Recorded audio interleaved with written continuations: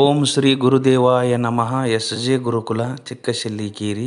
ಈ YouTube channel ಬರ್ತಕ್ಕಂತಹ ಸಕಲ ವಿಡಿಯೋಗಳನ್ನು ನೋಡಿ ಕೇಳಿ ಆನಂದಿಸಿ ಮತ್ತು ಸಬ್ಸ್ಕ್ರೈಬ್ ಮಾಡಿ.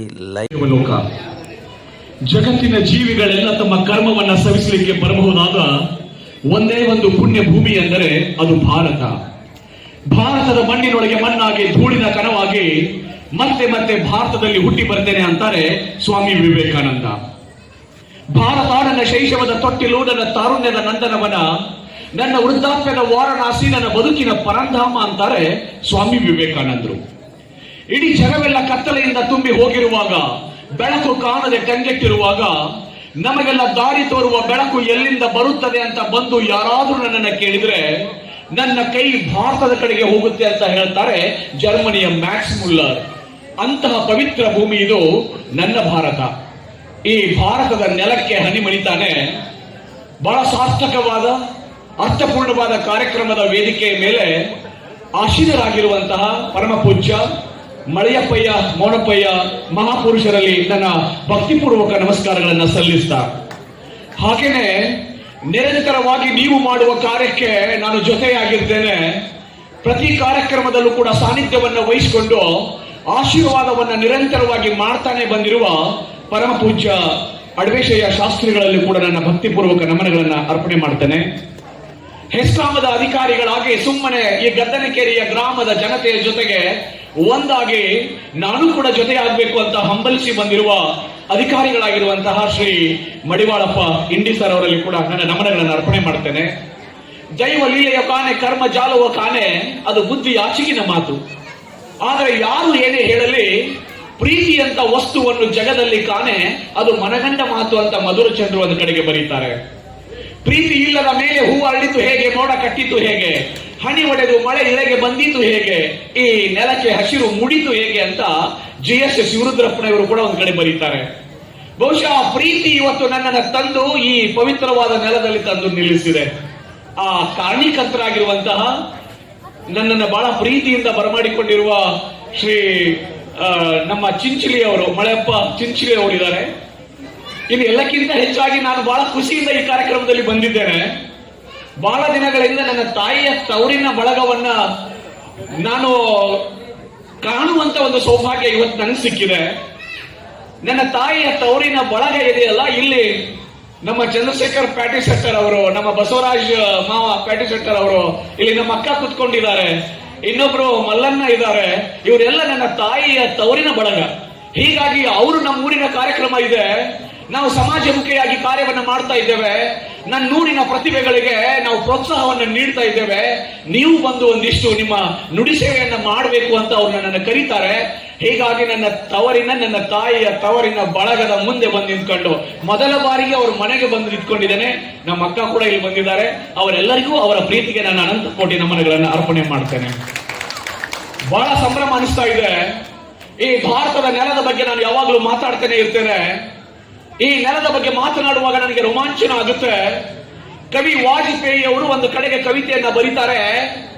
ಅಮ್ಮ ಭಾರತ ಮಾತೆ, ನೀನು ಕೋಟಿ ದೇವತೆಗಳ ಹೆತ್ತೊಡಲು, ಹಿಮಾಲಯವೇ ನಿನ್ನ ಕಿರೀಟ, ಕಾಶ್ಮೀರವೇ ನಿನ್ನ ಲಲಾಟ, ಬರ್ಮಾ ಬಲೂಚಿಸ್ತಾನಗಳೇ ನಿನ್ನ ಭುಜಗಳು, ಗಂಗೆ ಯಮುನೆಯರೇ ತಾಯಿ ಭಾರತ ಮಾತೆಯ ಕೊರಡ ಮಾಂಗಲ್ಯ, ದೆಹಲಿ ಅವಳ ಹೃದಯ, ನಾಗಪುರ ಅವಳ ನಾಭಿ, ವಿಂಧ್ಯ ಪರ್ವತವೇ ಅವಳ ಸೊಂಟ, ಪೂರ್ವದಿಂದ ಪಶ್ಚಿಮಕ್ಕೆ ಹರಿಯುತ್ತಿರುವ ನರ್ಮದಾ ನದಿ ತಾಯಿ ಭಾರತ ಮಾತೆಯ ಸೊಂಟದಲ್ಲಿ ಮಿನುಗುತ್ತಿರುವ ಚಿನ್ನದ ಡಾಬು, ಅವಳ ಕಾಲುಗಳೇ ಪೂರ್ವ ಪಶ್ಚಿಮ ಘಟ್ಟಗಳು, ಪಾದ ಪದ್ಮಗಳೇ ಕನ್ಯಾಕುಮಾರಿ, ಶ್ರೀಲಂಕಾ ತಾಯಿ ಭಾರತೀಯ ಚರಣಕ್ಕೆ ಆ ದೇವರು ಅರ್ಪಿಸಿದ ಸುಂದರವಾದ ಗುಲಾಬಿಯ ಹೂವು, ಸಮುದ್ರ ದೇವಿ ತಾಯಿ ಭಾರತೀಯ ಕಾಲುಗಳನ್ನು ತೊಳಿತಾ ಇದ್ದಾಳೆ, ವಾಯುದೇವ ಚಾಮರವನ್ನ ಬೀಸ್ತಾ ಇದ್ದಾನೆ, ಸೂರ್ಯಚಂದ್ರರು ಆರತಿಯನ್ನು ತಿಲಕವನ್ನು ನೀಡ್ತಾ ಇದ್ದಾರೆ. ವಂದನ್ ಕಿ ಭೂಮಿ ಹೈ, ಅಭಿನಂದನ್ ಕಿ ಭೂಮಿ ಹೈ, अर्पण की भूमि है और एकमात्र तर्पण की भूमि है. बिंदु बिंदु गंगा है, कंकर कंकर शंकर है, जिएंगे तो इसके लिए, मरेंगे तो इसके लिए ಅಂತ ಕವಿ ಬರೀತಾರೆ. ನಾನು ಬದುಕೋದಾದ್ರೂ ಈ ದೇಶಕ್ಕಾಗಿ, ಸಾಯೋದಾದ್ರೂ ಈ ದೇಶಕ್ಕಾಗಿ, ಸತ್ತ ಮೇಲೆ ನನ್ನ ದೇಹದ ಅಸ್ಥಿಗಳನ್ನ ಗಂಗೆಯ ನದಿಯ ನೀರಿನಲ್ಲಿ ತೇಲಿ ಬಿಟ್ಟಾಗ ಹರಿದು ಹೋಗುತ್ತಿರುವ ನನ್ನ ಅಸ್ಥಿಗಳಿಗೆ ಒಂದು ಸಾರಿ ಕಿವಿಗೊಟ್ಟು ಕೇಳಿದ್ರೆ ಅಲ್ಲಿಂದ ಬರುವ ಒಂದೇ ಒಂದು ಮಾತು, ಅದು ಭಾರತ್ ಮಾತಾ ಕಿ ಜೈ, ಭಾರತ್ ಮಾತಾ ಕಿ ಜೈ ಅಂತ ಕವಿತೆ ಬರೀತಾರಲ್ಲ, ಅಂತ ನೆಲ ಇದು ನನ್ನ ಭಾರತ. ಇಲ್ಲಿ ನೆಲದಲ್ಲಿ ಬಿದ್ದಿರುವ ಕಲ್ಲುಗಳು ಶಂಕರ, ಹರಿಯುವ ನದಿಯ ನೀರಿನ ಹನಿ ಹನಿ ಕೂಡ ಪವಿತ್ರವಾದ ಗಂಗೆ, ಬದುಕೋದಾದ್ರೂ ಈ ದೇಶದಲ್ಲಿ, ಸಾಯೋದಾದ್ರೂ ಈ ದೇಶದಲ್ಲಿ ಅಂತ ಬರೀತಾರಲ್ಲ, ಅಂತ ನೆಲದಲ್ಲಿ ನಾವೆಲ್ಲ ಹುಟ್ಟಿದ್ದೇವೆ ಅನ್ನೋದೇ ಒಂದು ಸೌಭಾಗ್ಯ ಅಂತ ಈ ಸಂದರ್ಭದಲ್ಲಿ ಹೇಳ್ತಾ, ನಿಮಗೆ ನೆನಪಿರ್ಲಿ, ನಮ್ಮ ನೆಲದ ಪ್ರೀತಿಯನ್ನ, ನನ್ನ ದೇಶದ ಪ್ರೀತಿಯನ್ನ ನನ್ನ ಮಕ್ಕಳ ಎದೆಯೊಳಗೆ ಬಿತ್ತದೆ ಹೋದ್ರೆ ಅಂತಹ ಶಿಕ್ಷಣಕ್ಕೆ ಅರ್ಥವೇ ಇಲ್ಲ ಅಂತ ಅನ್ಕೊಂಡು ಬದುಕ್ತಾ ಇದ್ದೇವೆ ನಾವು ಇವತ್ತು. ಪ್ರತಿಭಾವಂತ ಮಕ್ಕಳೆಲ್ಲ ಸಾಧನೆ ಮಾಡಿದ್ದಾರೆ, ಅವರ ಸಾಧನೆಯ ಪರಿಮಳ ದಶ ದಿಕ್ಕುಗಳಿಗೆ ಚೆಲ್ತಾ ಇದೆ. ಅಂತ ಮಕ್ಕಳಿಗೆ ಸನ್ಮಾನಿಸುವ ಸಂದರ್ಭದಲ್ಲಿ ಅವರಿಗೆ ರಾಷ್ಟ್ರ ದೀಕ್ಷೆಯನ್ನು ಕೊಡಬೇಕಾದಂತ ಅವಶ್ಯಕತೆ ಕೂಡ ಇವತ್ತಿದೆ. ನೆನಪಿರ್ಲಿ ನಿಮಗೆ, ನಿರ್ಭಯಾನಂದ ಸ್ವಾಮೀಜಿಯವರು ಅಂತಿದ್ದಾರೆ, ಅವರು ಒಂದು ಸಾರಿ ಪ್ಯಾರಿಸ್ ನಗರಕ್ಕೆ ಹೋಗಿದ್ರು. ಆ ಪ್ಯಾರಿಸ್ ನಗರಕ್ಕೆ ಹೋಗಿರುವಾಗ ಅಲ್ಲಿ ಒಬ್ಬ ಹೆಣ್ಣು ಮಗಳು ಬರ್ತಾಳೆ. ಅವಳು ಸ್ವಿಟ್ಜರ್ಲ್ಯಾಂಡ್ ದೇಶದ ಹೆಣ್ಣು ಮಗಳು. ಆಕೆ ಬಂದು ಸ್ವಾಮೀಜಿಯ ಕಾಲುಗಳಿಗೆ ನಮಸ್ಕಾರ ಮಾಡ್ತಾಳೆ. ಸ್ವಾಮೀಜಿ ಕೇಳ್ತಾರೆ, ನಿನ್ನ ಹೆಸರೇನಮ್ಮ ಅಂತ. ಆ ಹೆಣ್ಣು ಮಗಳು ಹೇಳ್ತಾಳೆ, ನನ್ನ ಹೆಸರು ಈಶ್ವರಿ ಅಂತ. ಆಶ್ಚರ್ಯ ಆಗುತ್ತೆ ಸ್ವಾಮೀಜಿಯವರಿಗೆ, ಅದು ಹೇಗೆ ಸಾಧ್ಯ? ಈ ಹೆಣ್ಣು ಮಗಳು ಸ್ವಿಟ್ಜರ್ಲ್ಯಾಂಡ್ ದೇಶದವಳು, ಆದರೆ ಈಶ್ವರಿ ಇದು ಭಾರತದ ಹೆಸರು, ಅದು ಹೇಗೆ ಆಗ್ಲಿಕ್ಕೆ ಸಾಧ್ಯ ಅಂತ ಕೇಳ್ಬಿಟ್ಟು, ಅಲ್ಲಮ್ಮ ಈಶ್ವರಿ ಇದು ಭಾರತದ ಹೆಸರು, ಅದು ಹೇಗೆ ನಿನ್ನ ಹೆಸರಾಗತ್ತೆ ಅಂತ ಸ್ವಾಮೀಜಿಯವರು ಆ ಹೆಣ್ಣು ಮಗಳಿಗೆ ಕೇಳ್ತಾಳೆ. ಆ ಹೆಣ್ಣು ಮಗಳು ಹೇಳ್ತಾಳೆ, ಸ್ವಾಮೀಜಿ ನನ್ನ ಮೊದಲಿನ ಹೆಸರು ಇಸಾಬೆಲ್ಲಾ ಅಂತ ಇತ್ತು, ಆದರೆ ಭಾರತದ ನೆಲದ ಸಾಂಸ್ಕೃತಿಕ ಪರಂಪರೆಯ ಆ ಅದ್ಭುತವಾದ ಚಿಂತನೆಗಳಿಂದ ನಾನು ಪ್ರಭಾವಿತಗೊಂಡಿದ್ದೇನೆ. ಹೀಗಾಗಿ ನನ್ನ ಹೆಸರು ಇಸಾಬೆಲ್ಲಾ ಇತ್ತಲ್ಲ, ಅದನ್ನು ಈಶ್ವರಿ ಅಂತ ನಾನು ಬದಲಾಯಿಸಿಕೊಂಡಿದ್ದೇನೆ ಸ್ವಾಮೀಜಿ ಅಂತ ಆ ಹೆಣ್ಣು ಮಗಳು ಹೇಳ್ತಾಳೆ. ಆಗ ಸ್ವಾಮೀಜಿ ಕೇಳ್ತಾರೆ, ಹೌದಮ್ಮ, ನೀನು ನನ್ನ ಕಾಲುಗಳಿಗೆ ನಮಸ್ಕಾರ ಮಾಡಿದ್ದೀಯಲ್ಲ, ನಿನಗೆ ಏನಂತ ಆಶೀರ್ವಾದ ಮಾಡ್ಲಿ ಅಂತ ಕೇಳಿದ್ರೆ ಆ ಹೆಣ್ಣು ಮಗಳು ಹೇಳ್ತಾಳೆ, ಸ್ವಾಮೀಜಿ ನನಗೆ ಮುಂದಿನ ಜನ್ಮ ಅಂತ ಇರೋದಾದ್ರೆ ನಾನು ಭಾರತದ ನೆಲದಲ್ಲೇ ಹುಟ್ಟಬೇಕು, ಹಾಗೆ ನೀವು ನನಗೆ ಆಶೀರ್ವಾದ ಮಾಡಿ ಅಂತ ಆ ಹೆಣ್ಣು ಮಗಳು ಕೇಳ್ತಾಳಲ್ಲ. ಸ್ವಿಟ್ಜರ್ಲ್ಯಾಂಡ್ ದೇಶದ ಹೆಣ್ಣುಮಗಳು, ಸ್ವಿಟ್ಜರ್ಲ್ಯಾಂಡ್ ಈ ಭೂಮಿಯ ಮೇಲಿನ ಸ್ವರ್ಗ ಅಂತ ಕರಿತೇವೆ. ಶ್ರೀಮಂತ ದೇಶದ ಹೆಣ್ಣುಮಗಳು ಹೇಳ್ತಾಳೆ, ನಾನು ಭಾರತದಲ್ಲಿ ಹುಟ್ಟಬೇಕು ಅಂತ. ಆದರೆ ಭಾರತದಲ್ಲಿ ನೆಲದಲ್ಲಿ ಹುಟ್ಟಿರುವ ನಮ್ಮಗಳಿಗೆ ಈ ನೆಲದ ಚಿಂತನೆ ಬೇಕಲ್ವಾ? ಆ ಚಿಂತನೆಗಳನ್ನ ಬಿತ್ತುವ ಕೆಲಸ ಈ ಸದ್ಭಾವನಾ ಸಮಾಜ ಸೇವಾ ತಂಡದಿಂದ ಇಲ್ಲಿ ಜರುಗ್ತಾ ಇದೆ. ಹೀಗಾಗಿ ಆ ಕಾರ್ಯದಲ್ಲಿ ತೊಡಗಿಸಿಕೊಂಡಿರುವಂತಹ ಈ ಸದ್ಭಾವನಾ ಬಳಗ ಇದೆಯಲ್ಲ, ನಿಮ್ಮೆಲ್ಲರಿಗೆ ನಾನು ಅನಂತ ಕೋಟಿ ನಮನಗಳನ್ನು ಈ ಸಂದರ್ಭದಲ್ಲಿ ಅರ್ಪಣೆ ಮಾಡ್ತೇನೆ ಅಂತ. ಯಾಕೆಲ್ಲ ಇದನ್ನು ಮಾಡಬೇಕಾಗಿದೆ? ಸಮಾಜದ ಋಣವನ್ನ ತೀರಿಸಬೇಕಾಗಿದೆಯಲ್ಲ, ಅದಕ್ಕಾಗಿ ಯಾವಾಗಲೂ ಹೇಳ್ತಾರೆ, ನಾವೆಲ್ಲ ನೆನಪಿಟ್ಕೋಬೇಕು, ಯಾವುದೋ ಜಾತಿ, ಯಾವುದೋ ಧರ್ಮ, ಬಡವರು ಶ್ರೀಮಂತರೋ, ಅದಾವುದೋ ಕೇರಿಯಲ್ಲಿ ಹುಟ್ಟಿರುವ ಮಕ್ಕಳು, ಅದು ಯಾರು ಗೊತ್ತಿಲ್ಲ. ಪ್ರತಿಯೊಬ್ಬ ತಂದೆ ತಾಯಿಗಳು ಕನಸು ಕಾಣ್ತಾ ಇದ್ದಾರೆ, ನಾನು ಕೂಲಿ ಮಾಡಿದ್ರು ಚಿಂತೆ ಇಲ್ಲ, ನನ್ನ ಮಕ್ಕಳು ಕುದುರೆ ಹತ್ತಿ ಮೆರಿಬೇಕು ಅಂತ ಕನಸು ಕಾಣ್ತಾ ಇದ್ದಾರೆ. ನಾವು ಯಾವುದೋ ಹೊಲದಲ್ಲಿ ಹೋಗಿ ಅವರಿವರ ಹೊಲದಲ್ಲಿ ಕಸ ತೆಗೆಯುವ ಕೆಲಸವನ್ನ ಮಾಡಿದ್ರು ಚಿಂತೆ ಇಲ್ಲ, ನನ್ನ ಮಕ್ಕಳು ರಾಜ್ಕುಮಾರಿ ಆಗ್ಬೇಕು ಅಂತ ಕನಸು ಕಾಣ್ತಾ ಇದ್ದಾರೆ. ನೀವೆಲ್ಲ ನೆನಪಿಟ್ಕೋಬೇಕು, ಇವತ್ತು ಅದೆಂತ ಕುಟುಂಬದಲ್ಲಿ ಹುಟ್ಟಿರುವ ಮಕ್ಕಳು ಇವತ್ತು ನಾಡಿನ ತುಂಬೆಲ್ಲ ಬೆಳಗ್ತಾ ಇದ್ದಾರೆ. ಹಾಗೆ ನೀವು ಬೆಳಗ್ಬೇಕಾಗಿದೆ. ನನಗೆ ನೋವು ಅನಿಸ್ತದೆ. ನಾನು ಬಹಳಷ್ಟು ಸಾರಿ ನನ್ನ ಮನೆಗೆ ಬರ್ತಾನಲ್ಲ ಹುಡುಗ, sir paper, sir paper, sir paper ಅಂತ ನನ್ನ ಮನೆಗೆ ಪೇಪರ್ ಹಾಕುವ ಹುಡುಗನನ್ನ ನಾನು ಕೇಳ್ತೇನೆ, ನೀನು ಯಾವ ಕ್ಲಾಸಲ್ಲಿ ಓದ್ತಾ ಇದೀಯಾ ಅಂತ. ಆ ಹುಡುಗ ಹೇಳ್ತಾನೆ, ನಾನು ಹೈಸ್ಕೂಲ್ ಅಲ್ಲಿ ಓದ್ತಾ ಇದ್ದೇನೆ ಸರ್, ಬೆಳಗ್ಗೆ ಬಂದು ಪೇಪರ್ ಹಾಕ್ತೇನೆ, ಆಮೇಲೆ 10 ನಾನು ಶಾಲೆಗೆ ಹೋಗ್ತೇನೆ ಅಂತ ಹೇಳ್ತಾನೆಲ್ಲ. ಮನೆಗೆ ಬಂದು ಪೇಪರ್ ಹಾಕಿ ಶಾಲೆಗೂ ಹೋಗಿ ಶಾಲೆ ಕಲಿತು ದೊಡ್ಡ ಸಾಧನೆಯನ್ನು ಮಾಡಿರುವಂತ ಮಕ್ಕಳನ್ನ ನೋಡಿದಾಗಲೆಲ್ಲ ನನಗೆ ಹೆಮ್ಮೆ ಅನಿಸ್ತದೆ. ನೀವೆಲ್ಲ ಅದೃಷ್ಟವಂತ ಮಕ್ಕಳು ಅಂತ ಅನಿಸ್ತದೆ. ಎವ್ರಿ ಡೇ ನನ್ನ ಮನೆಗೆ ಬಂದು ಸರ್ ಹಾಲು ಅಂತ ಹೇಳಿ ಹಾಲು ಹಾಕಿ ಮಕ್ಕಳನ್ನ ಕೇಳ್ತೇನೆ, ಏನ್ ಮಾಡ್ತಾ ಇದೀಯ ಅಂತ ಕೇಳಿದ್ರೆ, ಸರ್ ನಾನು ಬೆಳಗ್ಗೆ ಬಂದು ಸೈಕಲ್ ಮೇಲೆ ಹಾಲು ಹಾಕ್ತೀನಿ, ಆಮೇಲೆ ಶಾಲೆಗೆ ಹೋಗಿ ಕಲಿತೀನಿ, ಓದ್ತಾ ಇದ್ದೀನಿ ಸರ್ ನಾನು ಅಂತ. ಅವ್ರು ನೋಡಿದಾಗ್ಲೆಲ್ಲ ಅನ್ಸುತ್ತೆ, ನೀವೆಲ್ಲ ಅದೃಷ್ಟವಂತ ಮಕ್ಕಳು ಅಲ್ವಾ ಅಂತ. ಯಾವ್ದಾದ್ರು ಒಂದು ಪುಟ್ಟ ಹೋಟೆಲ್ಗೆ ಹೋಗ್ತೇನೆ, ಅಲ್ಲಿ ಒಂದು ರೋಡ್ ಸೈಡ್ ಇರುವಂತ ಹೋಟೆಲ್ ಅಲ್ಲಿ ಹೋಗಿ ನಾನು ಹೋದ ತಕ್ಷಣ ಒಂದು ಪುಟ್ಟ ಹುಡುಗ, ಅದು 7, 9, 10 ವರ್ಷದ ಹುಡುಗ ಬರ್ತಾನೆ, ಸರ್ ಟೀ ಬೇಕಾ ಸರ್, ಕಾಫಿ ಬೇಕಾ ಸರ್ ಅಂತ ಕೇಳ್ತಾನೆ. ಅವ್ನು ನೋಡಿದಾಗಲೆಲ್ಲ ನನಗೆ ನೋವಾಗುತ್ತೆ. ನಿಮ್ಮ ಹಾಗೆ ಡ್ರೆಸ್ ಮಾಡ್ಕೊಂಡು, ಯೂನಿಫಾರ್ಮ್ ಹಾಕೊಂಡು, ಶೂ ಹಾಕೊಂಡು, ಟೈ ಎಲ್ಲ ಕಟ್ಕೊಂಡು ಚಂದಾಗಿ ಶಾಲೆಗೆ ಹೋಗ್ಬೇಕಾಗಿರುವಂತ ಮಗ ತಾಯಿಗೆ ಆರಾಮ ಇಲ್ಲ ಅಂತ ಹೇಳಿ ತಾಯಿಯ ಆರೋಗ್ಯಕ್ಕಾಗಿ ಅವರಿವರ ಹೋಟೆಲ್ ನಲ್ಲಿ ಬಾಲ ಕಾರ್ಮಿಕನಾಗಿ ದುಡಿಯುವಂತ ಮಕ್ಕಳನ್ನ ನೋಡಿದಾಗಲೆಲ್ಲ ನನಗೆ ಅನಿಸುತ್ತೆ, ಮಕ್ಕಳು ನೀವೆಲ್ಲ ಎಷ್ಟು ಅದೃಷ್ಟವಂತ ಮಕ್ಕಳು ಅಂತ. ನಿಮಗೆ ಆ ಕಷ್ಟ ಇಲ್ಲ, ಯಾರ ಹೊಲದಲ್ಲಿ ಹೋಗಿ ದುಡಿಯಬೇಕಿಲ್ಲ, ಆದರೆ ತಂದೆ ತಾಯಿಗಳು ನೆನಪು ಮಾಡ್ತಾ ಇದ್ದಾರೆ, ಅಮ್ಮನ ಮೈ ಮೇಲೆ ಹರಿದ ಬಟ್ಟೆ ಇದ್ದರೂ ಚಿಂತೆ ಇಲ್ಲ, ನನ್ನ ಮಕ್ಕಳ ಮೈ ಮೇಲೆ ಸುಂದರವಾದ ಬಟ್ಟೆಗಳಿರ್ಬೇಕು, ನನ್ನ ಮಗಳು ರಾಜ್ಕುಮಾರಿ ತರ ಇರಬೇಕು ಅಂತ ಕನಸು ಕಾಣ್ತಾ ಇದ್ದಾರೆ ನಿಮ್ಮ ತಾಯಿ. ನಿಮ್ಮ ತಂದೆಯ ಕಾಲಲ್ಲಿ ಹರಿದ ಚಪ್ಪಲಿ ಇದೆ, ನನ್ನ ಕಾಲಲ್ಲಿ ಹರಿದ ಚಪ್ಪಲಿ ಇದ್ರೂ ಚಿಂತೆ ಇಲ್ಲ, ನನ್ನ ಮಕ್ಕಳ ಕಾಲುಗಳಲ್ಲಿ ಬ್ರಾಂಡೆಡ್ ಶೂಸ್ ಗಳು ಇರಬೇಕು ಅಂತ ಹೇಳಿ ಸಾಲ ಮಾಡಿ ಆದರೂ ಸರಿ ನನ್ನ ಮಗ ರಾಜ್ಕುಮಾರ ಇರಬೇಕು ಅಂತ ಹೇಳಿ ಕನಸು ಕಂಡು ನಿಮಗೆ ಬಟ್ಟೆ ಕೊಡಿಸ್ತಾರೆ, ನಿಮಗೆ ಚಪ್ಪಲಿಗಳನ್ನು ಕೊಡಿಸ್ತಾರೆ. ಸ್ಟೂಡೆಂಟ್ಸ್, ಎಷ್ಟು ಅದೃಷ್ಟವಂತರು ನೀವುಗಳೆಲ್ಲ. ಆ ತಂದೆ ತಾಯಿಗಳು ಕಂಡಿರುವ ಕನಸನ್ನ ನನಸು ಮಾಡಬೇಕಾಗಿದೆ. ನಮ್ಮ ತಂದೆ ತಾಯಿಗಳು ಕೂಲಿ ಮಾಡ್ತಾ ಇದ್ರು, ಚಿಂತೆ ಇಲ್ಲ, ನಾವು ಕುದುರೆ ಹತ್ತಿ ಮೆರಿಬೇಕಾಗಿದೆ. ನನ್ನಿಂದಾಗಿ ನನ್ನ ಕುಟುಂಬದ ಕೀರ್ತಿ ಜಗದೆತ್ತರಕ್ಕೆ ಏರ್ಬೇಕಾಗಿದೆ, ನಾನು ಓದಬೇಕು ಅಂತ ಹೇಳಿ ನೀವೇನಾದ್ರೂ ಒಂದು ಸಾರಿ ಸಂಕಲ್ಪ ಮಾಡಿದ್ರೆ ನಿಮ್ಮ ಮನೆತನದ ಭವಿಷ್ಯವನ್ನ ನಿಮ್ಮಿಂದಾಗಿ ಬದಲಾಯಿಸಲಿಕ್ಕೆ ಸಾಧ್ಯ ಇದೆ ಸ್ಟೂಡೆಂಟ್ಸ್. ಅದಕ್ಕಾಗಿಯೇ ನಿಮ್ಮೊಳಗೆ ವಿಶ್ವಾಸವನ್ನ ತುಂಬಬೇಕು, ನಿಮ್ಮೊಳಗೆ ಧೈರ್ಯವನ್ನ ತುಂಬಬೇಕು.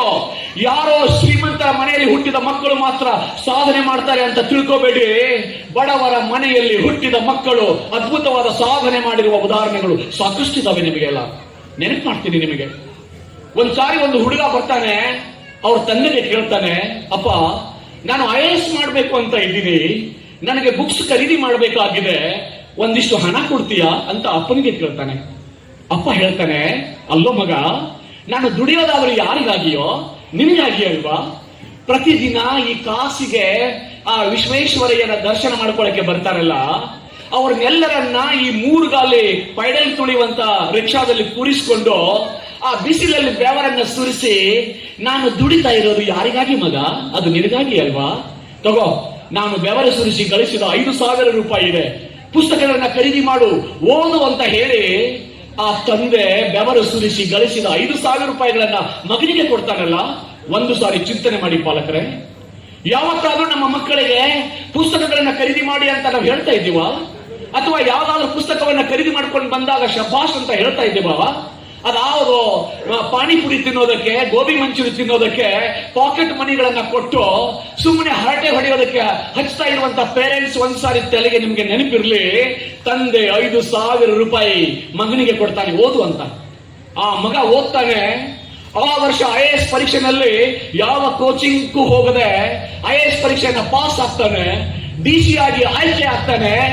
ಮನೆಗೆ ಬಂದು ಅವ್ರ ಮನೆ ಮುಂದೆ ನಿಂತ್ಕೊಂಡು, ಅಪ್ಪ ಬಾ ನೀನು ಹೊರಗೆ ಅಂತ ಅಪ್ಪನನ್ನ ಕರೀತಾನೆ. ಏನ್ ರೋಮಾಂಚನ! ನಾವೆಲ್ಲ ದೊಡ್ಡ ದೊಡ್ಡ ನೌಕರಿಯನ್ನ ಪಡ್ಕೊಂಡಾದ್ಮೇಲೆ ಅಪ್ಪ ಅಮ್ಮ ಅಲ್ಲೇ ಹಳ್ಳಿಯಲ್ಲಿ ಇರ್ಲಿ, ಅವ್ರು ಏನ್ ಕಷ್ಟಪಟ್ರೋ ಏನ್ ದುಡಿದ್ರೋ ಅದು ನನಗೆ ಬೇಕಿಲ್ಲ, ಅವನು ಬಡವ ಇರ್ಬೋದು, ಆದ್ರೆ ನಾನು ಈಗ ದೊಡ್ಡ ಅಧಿಕಾರಿ ಇದ್ದೀನಿ ಅಂತ ಹೇಳಿ ಹಣ ಗಳಿಸಿದ ಮೇಲೆ, ನೌಕರಿ ಬಂದ ಮೇಲೆ ನನ್ನ ಹಳ್ಳಿಗಳು ನನಗೆ ಬೇಡವಾಗಿ, ನನ್ನ ಊರು ನನಗೆ ಅತ್ಯಂತ ಕನಿಷ್ಠವಾಗಿ ಕಾಣಿಸ್ತದೆ. ಹಾಗೆ ನಾವು ದೂರದ ಪಟ್ಟಣಗಳಲ್ಲಿ ವಾಸ ಮಾಡ್ತೀವಲ್ಲ, ಒಂದು ಸಾರಿ ಯೋಚನೆ ಮಾಡಿ. DC ಆಗಿ ಆ ಮಗ ಮನೆ ಮುಂದೆ ಬಂದು ನಿಂತು ಹೇಳ್ತಾನೆ, ಅಪ್ಪ ಬಾ ನೀನು ಹೊರಗೆ ಅಂತ. ಇಷ್ಟು ದಿವಸ ನೀನು ಬಿಸಿಲಲ್ಲಿ ಪೈಡಲನ್ನ ತುಳಿತಾ ಆ ರಿಕ್ಷಾದ ಮೇಲೆ ಕೂರಿಸಿಕೊಂಡು ಜನರನ್ನೆಲ್ಲ ಕರ್ಕೊಂಡು ಹೋಗ್ತಾ ಇದೆಯಲ್ಲ, ಇವತ್ತು ಊರಿನ ಜನತೆಗೆ ಗೊತ್ತಾಗ್ಬೇಕು, ಅಪ್ಪ ಸುರಿಸಿದ ಬೆವರಿನ ಫಲವಾಗಿ ಮಗ ಇವತ್ತು DC ಆಗಿದ್ದಾನೆ. ಅಪ್ಪನನ್ನ ಹಿಂದೆ ಕೂರಿಸಿಕೊಂಡು ನಾನು ಪೈಡಲ್ ತುಳಿತ ಇಡೀ ಊರಿನ ತುಂಬಾ ಸುತ್ತಾಡ್ಸ್ಕೊಂಡ್ ಬರ್ತೇನೆ ಅಂತ ಹೇಳಿ ಒಬ್ಬ ಜಿಲ್ಲಾಧಿಕಾರಿ ಗೋವಿಂದ್ ಜೈಸ್ವಾಲ್ ಅಪ್ಪನನ್ನ ಹಿಂದೆ ಕೂರಿಸಿಕೊಂಡು, ನನ್ನ ಅಪ್ಪನ ಕಾರಣದಿಂದ ನಾನು DC ಆಗಿದ್ದೇನೆ, ಊರ್ ಜನತೆಗೆ ಗೊತ್ತಾಗ್ಬೇಕು ಅಂತ ಹೇಳಿ ತಾನೇ ಅಪ್ಪನನ್ನ ಹಿಂದೆ ಕೂರಿಸಿಕೊಂಡು ಪೈಡಲ್ ತುಳಿತ ಹೋಗಿ ಕಾಶಿ ವಿಶ್ವೇಶ್ವರಯ್ಯನ ದರ್ಶನವನ್ನು ಮಾಡಿಸ್ಕೊಂಡು ಬರ್ತಾನಲ್ಲ. ಇದು ಒಬ್ಬ ತಂದೆಯ ಒಬ್ಬ ಮಗ ಕೊಡಬೇಕಾಗಿರುವಂತಹ ಒಂದು ಕಾಣಿಕೆ, ಇದು ಅಪ್ಪನಿಗೆ ಕೊಡಬೇಕಾಗಿರೋದು, ಇಷ್ಟ ಅಲ್ವಾ? ಹಾಗೆ ಮಾಡಬೇಕು ಅಂತಾನೆ ಊರಿನ ಜನ ಇವತ್ತು ಸಂಕಲ್ಪ ಕೊಟ್ಕೊಂಡಿದ್ದಾರೆ. ನನ್ನ ಬಳಗ ಇಲ್ಲಿದೆ, ಚಂದ್ರಶೇಖರ್ ಅಣ್ಣ ಯಾವುದೋ ಊರಲ್ಲಿ ಮುಧೋಳದಲ್ಲಿ ಇದ್ದಾರೆ, ಇರ್ಲಿ, ಇನ್ನಾರು ಬೇರೆ ಬೇರೆ ಇಲಾಖೆಗಳಲ್ಲಿ ಕೆಲಸ ಮಾಡ್ತಾ ಇದ್ದಾರೆ, ಮಾಡ್ಲಿ, ಆದರೆ ಒಳ್ಳ ಋಣವನ್ನ ತೀರಿಸಬೇಕಲ್ವಾ? ನನ್ನದು ಈ ನಾಡು ಎನ್ನದವನ ಎದೆ ಒಂದು ಸುಡುಗಾಡು ಅಂತಾಳೆ ಉಳ್ಳಾಲದ ರಾಣಿ ಹಬ್ಬಕ್ಕ. ಯಾರಿಗೆ ನಾನು ಹುಟ್ಟಿದ ಇದು ನೆಲ, ಇದು ನನ್ನ ಊರು ಅನ್ನುವ ಅಭಿಮಾನ ಇಲ್ವೋ? ಯಾರಿಗೆ ಇವರು ನನ್ನ ತಂದೆ ತಾಯಿಗಳು ಅನ್ನುವ ಅಭಿಮಾನ ಇಲ್ವೋ? ಯಾರು ಇವರು ನನಗೆ ಗುರುಗಳು ಅನ್ನುವ ಅಭಿಮಾನ ಇಲ್ವೋ? ಇದು ನನ್ನ ದೇಶ ಅನ್ನುವ ಅಭಿಮಾನವಿಲ್ವೋ? ಅವರ ಎದೆ ಒಂದು ಸುಡುಗಾಡು ಅಂತ ಹೇಳ್ತಾರೆ ಉಳ್ಳಾಲದ ರಾಣಿ ಹಬ್ಬಕ್ಕ. ಹಾಗಾಗಬಾರ್ದು. ನನ್ನ ನೆಲ ಇದು, ನನಗೆ ಜನ್ಮ ಕೊಟ್ಟಿದ ತಂದೆ ತಾಯಿಗಳು ವಾಸಿಸಿದ ನೆಲ ಇದು, ನನ್ನ ತಂದೆ ತಾಯಿಗಳು ಕೊಟ್ಟಿರುವ ಪ್ರೀತಿಯನ್ನು ಉಂಡು ಬೆಳೆದ ಮಗ ನಾನು. ಇದೇ ಶಾಲೆಯ ಅಂಗಳದಲ್ಲಿ ಕಲಿತು ಇವತ್ತು ಅಧಿಕಾರಿಯಾಗಿದ್ದೇನೆ. ಹಾಗಿದ್ರೆ ನನ್ನ ನೆಲದ ಋಣವನ್ನು ತೀರಿಸಬೇಕು ಅಂತ ಹೇಳಿ ಕೆಲಸ ಮಾಡುವ ನೌಕರರ ಬಳಗ ದೂರದಲ್ಲಿ ಎಲ್ಲೇ ಇದ್ರೂ ಕೂಡ ವರ್ಷಕ್ಕೊಂದು ಬಾರಿ ಈ ಊರಿಗೆ ಬಂದು ನನ್ನ ಊರಿನ ಪ್ರತಿಭೆಗಳು ಸಾಧನೆ ಮಾಡಿದಾಗ ಅವರಿಗೆ ಶಭಾಷ್ ಅಂತ ಹೇಳಿ ಚಪ್ಪಾಳೆಯನ್ನ ತಟ್ಟಿ ಅವರ ಬೆನ್ನನ್ನು ತಟ್ಟಿ ಸನ್ಮಾನಿಸಿ ಸಾಧನೆ ಮಾಡಿ ನಾವು ನಿಮ್ಮ ಹಿಂದೆ ಇದ್ದೇವೆ ಅಂತ ಹೇಳಿ ಅಭಯವನ್ನು ನೀಡುವಂತದ್ದಿದೆಯಲ್ಲ, ಅದು ನಿಜವಾದ ಊರಿನ ಋಣ ತೀರಿಸುವ ಕಾರ್ಯ. ಅದನ್ನು ನೀವು ಮಾಡ್ತಾ ಇದ್ದೀರಿ ಅನ್ನೋದನ್ನ ಈ ಸಂದರ್ಭದಲ್ಲಿ ಬಹಳ ಹೆಮ್ಮೆಯಿಂದ ನಾನು ಹೇಳ್ತಾನೆ. ಬಹಳ ಅಭಿಮಾನದ ಕಾರ್ಯಕ್ರಮದಲ್ಲಿ ನಾವೆಲ್ಲ ಬಂದಿದ್ದೇವೆ. ಬಹಳ ಖುಷಿ ಅನಿಸ್ತಾ ಇದೆ ನಿಮ್ಮ ಕಾರ್ಯ ನೋಡಿ.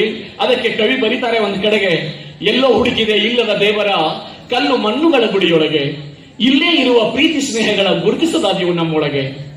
ಎಲ್ಲಿದೆ ನಂದನ ಎಲ್ಲಿದೆ ಬಂಧನ ಎಲ್ಲಾ ಇವೆ ಈ ನಮ್ಮೊಳಗೆ, ಒಳಗಿನ ತಿಳಿಯನ್ನು ಕಲಕದೆ ಇದ್ದರೆ ಅಮೃತದ ಸವಿ ಇದೆ ನಾಲಿಗೆಗೆ ಅಂತ ಬರಿತಾನೆ. ಹೇಳ್ತಾರೆ, ಹತ್ತಿರವಿದ್ದರೂ ದೂರ ನಿಲ್ಲುವೆವು ನಮ್ಮ ಅಹಮ್ಮಿನ ಕೋಟೆಯಲ್ಲಿ, ಎಷ್ಟು ಕಷ್ಟವೋ ಹೊಂದಿಕೆ ಎಂಬುದು 4 ದಿನದ ಈ ಬದುಕಿನಲ್ಲಿ ಅಂತ ಬರೀತಾರೆ. 4 ದಿವಸ ಬದುಕವ್ರು ನಾವೆಲ್ಲ. ಈ 4 ದಿವಸದ ಬದುಕಿನೊಳಗೆ ನಾನು ದೊಡ್ಡ ಸಾಹಿಬ, ಇವನು ಕಡಿಮೆ ನೌಕರ, ನಾನು ದೊಡ್ಡ ಶ್ರೀಮಂತ, ಇವನು ಬಡವ, ನಾನು ದೊಡ್ಡ ಜಾತಿಯಲ್ಲಿ ಹುಟ್ಟಿದ್ದೇನೆ, ಇವರು ಕಡಿಮೆ ಜಾತಿಯಲ್ಲಿ ಹುಟ್ಟಿದ್ದಾರೆ. ಈ ಎಲ್ಲ ಅಹಂಕಾರದ ಗೋಡೆಗಳನ್ನು ಒಡೆದು ಹಾಕಿ ನಾವೆಲ್ಲರೂ ಒಂದು ಅನ್ನುವಂತ ಭಾವ ಇದೆಯಲ್ಲ, ಅದು ಈ ಸದ್ಭಾವನೆಯ ವೇದಿಕೆ ಸೃಷ್ಟಿ ಮಾಡ್ತಾ ಇದೆ. ಹೀಗಾಗಿ ನಿಮಗೆ ಜೋರಾದ ಅಭಿನಂದನೆಯ ಚಪ್ಪಾಳೆಗಳನ್ನ ಈ ಸಂದರ್ಭದಲ್ಲಿ ನಾನು ಸಲ್ಲಿಸ್ತೇನೆ ಅಂತ. ಯಾಕೆ ನಿಮಗೆ ಹೇಳಬೇಕಾಗಿದೆ ಅಂದ್ರೆ, ಒಂದು ಸಾರಿ ನಿಮಗೆ ದಿನಕರ್ ದೇಸಾಯಿ ಅವರು ಬರ್ತಾರೆ. ಆ ದಿನಕರ್ ದೇಸಾಯಿ ಅವರು ಹೇಳ್ತಾರೆ, ನಾನು ಬದುಕಿರುವವರೆಗೂ ಕೂಡ ಈ ಸಮಾಜದ ಸೇವೆಯನ್ನು ಮಾಡಬೇಕು, ನಾನು ಸತ್ತ ಮೇಲೂ ಕೂಡ ನಾನು ಸಮಾಜಕ್ಕೆ ಅರ್ಪಿತವಾಗಬೇಕು ಅಂತ ಹೇಳಿ ಅವರು ಒಂದು ಕಡೆಗೆ ಬರೀತಾರೆ, ಎನ್ನ ದೇಹದ ಬೂದಿಯನ್ನು ಗಾಳಿಯಲ್ಲಿ ತೂರಿ ಬಿಡಿ, ಹೋಗಿ ಬೀಳಲಿ ಭತ್ತ ಬೆಳೆಯುವಲ್ಲಿ, ಮುಷ್ಟಿ ಬೂದಿ ಗೊಬ್ಬರವಾಗಿ ತೆನೆಯೊಂದು ನೆಗೆದು ಬರೆ ಧನ್ಯವಾಯಿತು ಹುಟ್ಟು ಸಾವಿನಲ್ಲಿ ಅಂತ ಅವರು ಬರೀತಾರೆ. ಸತ್ತ ಮೇಲೆ ನನ್ನ ದೇಹದ ಬೂದಿಯನ್ನ ಸುಡ್ತಿರಲ್ಲ, ಆ ಬೂದಿಯನ್ನ ಯಾವ ಹೊಲದಲ್ಲಿ ಹಾಕಿ ಅದು ಗೊಬ್ಬರವಾಗ್ತದೆ, ತೆನೆ ಬರ್ತದೆ, ನನ್ನ ಬದುಕು ಸಾರ್ಥಕವಾಗ್ತದೆ ಅಂತ ದಿನಕರ್ ದೇಸಾಯಿ ಹೇಳ್ತಾರೆ. ಎನ್ನ ದೇಹದ ಬೂದಿಯನ್ನು ನೀರಿನಲ್ಲಿ ತೇಲಿ ಬಿಡಿ, ಹೋಗಿ ಬೀಳಲಿ ಮೀನ ಬಾಯಿಯಲ್ಲಿ, ಮುಷ್ಟಿ ಬೂದಿ ತಿಂದು ಪುಷ್ಟವಾಗಲು ಮೀನು ಧನ್ಯವಾಯಿತು ಈ ಹುಟ್ಟು ಸಾವಿನಲ್ಲಿ ಅಂತ ಬರೀತಾರಲ್ಲ. ಹಾಗೆ ನಾವೆಲ್ಲ ಈ ಸಮಾಜಕ್ಕೆ ಅರ್ಪಿತವಾಗಬೇಕು. ಸಮಾಜ ನಾವು ಗೆದ್ದಾಗ ಚಪ್ಪಾಳೆ ತಟ್ಟಿದೆ, ನನ್ನ ಸ್ನೇಹಿತರು ನನ್ನ ಬಳಗವೆಲ್ಲ ನಾನು ಸಾಧನೆ ಮಾಡಿರುವಾಗ ನನಗೆ ಅಭಿನಂದಿಸಿದೆ.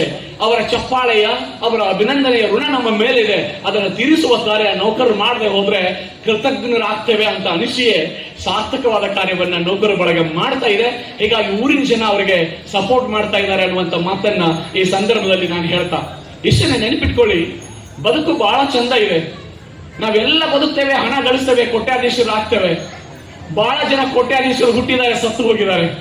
ಅವರ ಹೆಸರನ್ನ ಅವ್ರ ಮನೆ ಮಕ್ಕಳು ಕೂಡ ಹೇಳ್ತಾ ಇಲ್ಲ. ಆದ್ರೆ ನಾವು ಹೇಗೆ ಬದುಕಬೇಕು ಅಂದ್ರೆ ಬಹಳ ಕವಿ ಸುಂದರವಾಗಿ ಬರೀತಾರೆ, ಈ ಜೀವನದಾಗಿ ಇರಬೇಕು, ಇರದಂಗಿರ್ಬೇಕು, ಈ ಬದುಕಿನಾಗಿರ್ಬೇಕು, ಇರದಂಗಿರ್ಬೇಕು, ಆ ಶಿವ ಕರೆದಾಗ ಪಟ್ನ ಎದ್ದು ಹೋಗಂಗಿರ್ಬೇಕು, ಹೋಗೋದ್ರೊಳಗನ ಒಂದಿಷ್ಟು ಗೆದ್ದು ಹೋಗಂಗಿರ್ಬೇಕು ಅಂತ ಬರೀತಾರಲ್ಲ.